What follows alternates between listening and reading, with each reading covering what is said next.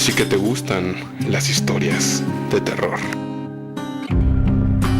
Find myself within darkness twisting me around, and there is nothing. ¿Crees en las coincidencias? Parece una pregunta extraña, ¿no? Yo tampoco lo he considerado. De hecho, no lo he considerado mucho hasta ahora. Hay varias cosas que debo explicar. Ayer se cumplió un año desde que mi hija desapareció. Nunca hubo ninguna nota para el rescate, no se descubrieron los restos y ni siquiera hubo una pizca de evidencia para respaldar las teorías estándares de secuestro u otro acto criminal. Aparte de su ausencia misma, toda la situación se veía impresionantemente limpia. A solo 14 años de edad, mi hija había desaparecido sin dejar rastro. Su nombre era Emily. Ahora puedo utilizar ese funesto era con seguridad. Es una bendición agria, una que acarrea un costo enorme para todos nosotros. Cuando Emily desapareció, nos dejó a todos en un estado de ansiedad perpetua. El limbo monstruoso de la incertidumbre. Cada llamada telefónica era una aguja presionada contra nuestra piel, y cada reportaje que se transmitía y se presumía muerta, se sentía como sofocar nuestras gargantas con agua hirviendo. El no saber, esa es la tortura real. Hasta ayer, en verdad, lo creía. Hasta que ayer, cuando recibí un correo de un remitente que no conocía, un correo que declaraba contener la verdad de lo que le sucedió a Emily aquel terrible día. ¿Para qué se las hago larga? Lo siguiente es lo que decía el correo. De lo100.123@gmail.com. Asunto: una disculpa por lo que he hecho. Hola, señor Stanfield. No le diré mi nombre. Eso no es importante aún. Lo que importa es lo que he hecho y lo mucho que me arrepiento por haberlo hecho. Seré breve y honesto. Emily está muerta. Yo la maté. Me encantaría decirle que fue rápido y piadoso, pero no fue ninguno. Murió lenta y terriblemente. Imagino que si le cuento la forma en cómo me deleité con su sufrimiento, no servirá para calmar o para darle algún tipo de consuelo. Amé a Emily por mucho tiempo, de una manera a la que podríamos referirnos como inapropiada. La parte más difícil era saber que ella nunca podría corresponderme. Bueno, al menos no de la misma forma en la que yo lo hacía. Aunque no por falta de intentarlo. Había hecho insinuaciones antes, muy sencillas en verdad, pero ella nunca fue receptiva ante mi afecto. Sentía un asco hacia mí, y eso me hacía sentir pequeño y enojado. Aunque puedo estar agradecido por el hecho de que nunca le contó nada a usted. Supongo que habría sido poderosamente embarazoso para ella si ustedes lo supieran. ¿Sabe lo difícil que es lidiar con una fantasía, señor Stanfield? He tenido sueños tan desagradables sobre Emily, y sé que son desagradables, pero no puedo evitar encontrarlos excitantes. Me he preguntado muchas veces a lo largo del último año si fue la fealdad del asunto lo que lo hacía tan apasionante.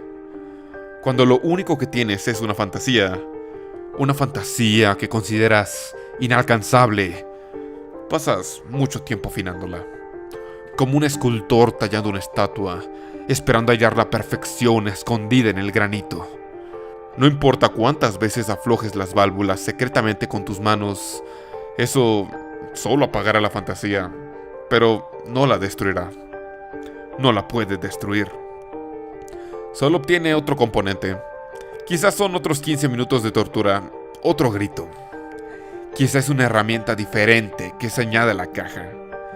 Pero cuando la fantasía ha llegado a su punto de ebullición, es muy compleja como para ser satisfactoria si solo se mantiene en la forma de un juego de pensamientos. Tienes que convertirla en carne, cálida y gratificante carne. Y lo hice, señor Stanfield. En verdad lo hice.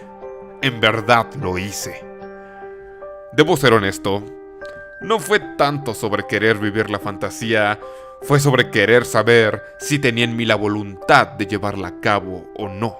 No había dignidad de sacar placer de conjeturas violentas, pero sí lo había en poder decir que tuve el coraje para hacer la única cosa que le podría dar propósito a mi vida.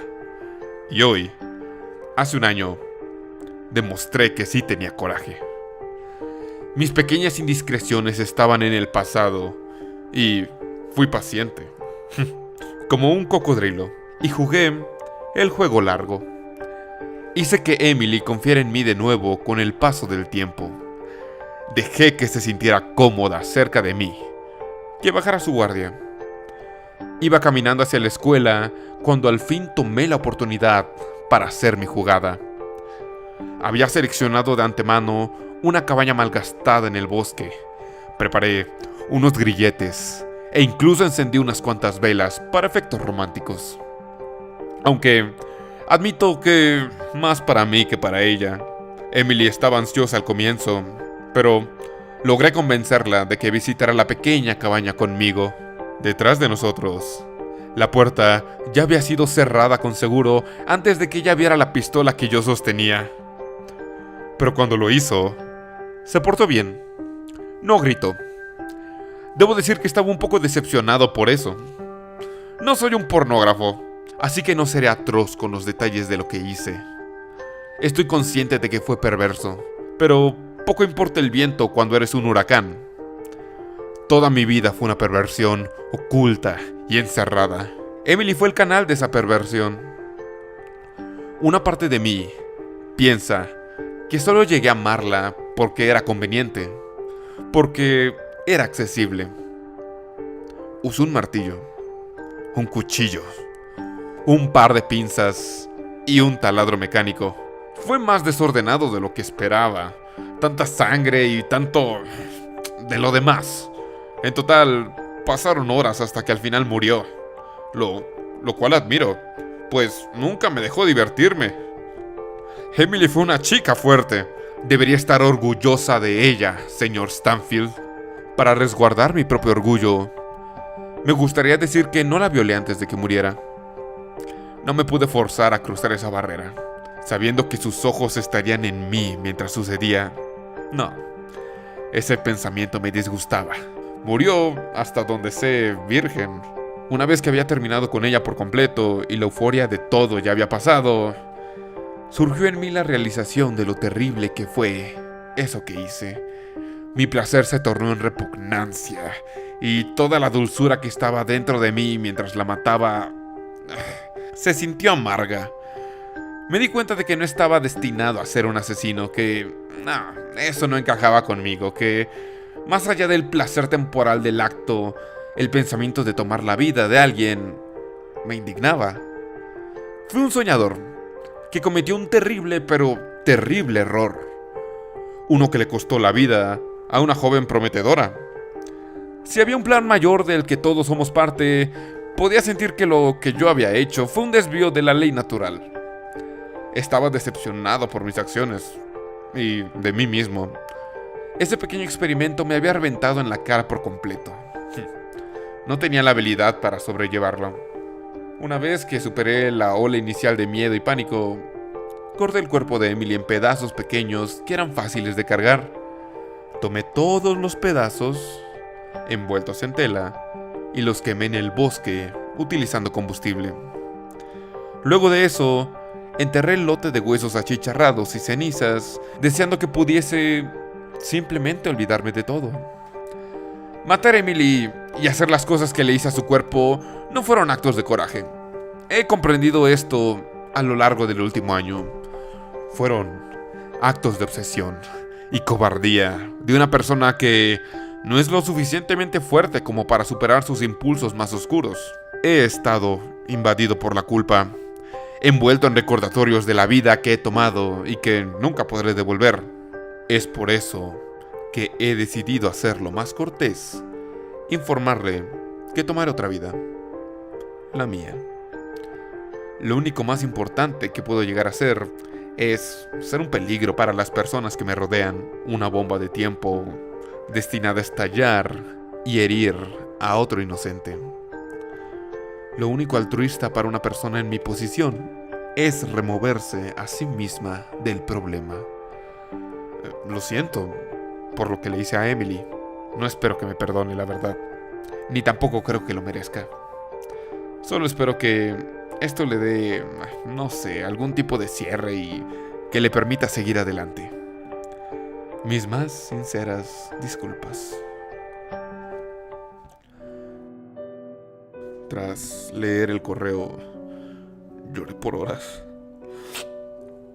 Esta reacción violenta no fue porque hubiese sido contactado por el asesino de mi hija, sino porque sentía que alguien le estaba jugando a mi familia una broma horrorosa luego de todo lo que habíamos pasado.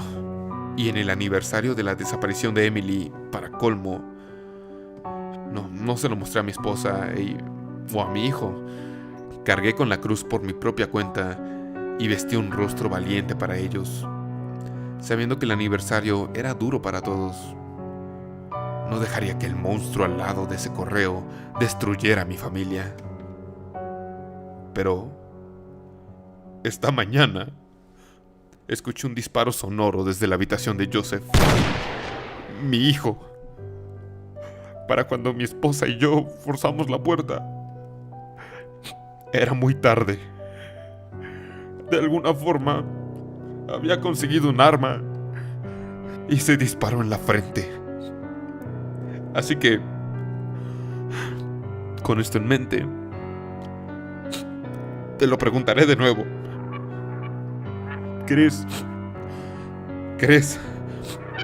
en las coincidencias?